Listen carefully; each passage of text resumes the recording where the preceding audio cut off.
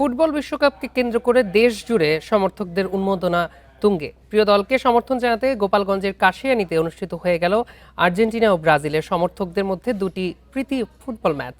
Rabeya Modasser foundation ও স্থানীয়দের উদ্যোগে আয়োজিত এই ম্যাচ দুটি দেখতে মাঠে ভিড় জমান হাজারো ফুটবল প্রেমী। কাশিয়ানী উপজেলা পারুলিয়া দক্ষিণ পাড়া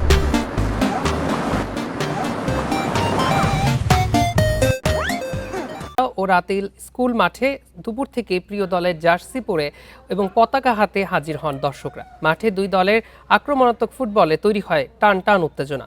দুটি ম্যাচের একটিতে ৩-০ এবং অন্যটিতে ৪-২ গোলে ব্রাজিল সমর্থকদের হারিয়ে উল্লাসে মাতেন আর্জেন্টিনা সমর্থকরা।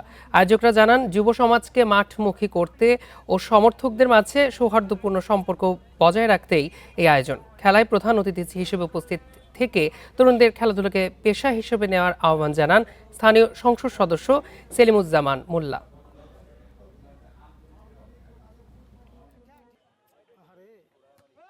প্রথমবারের মতো পারুলিয়া অনেক বড় একটা আয়োজন হলো।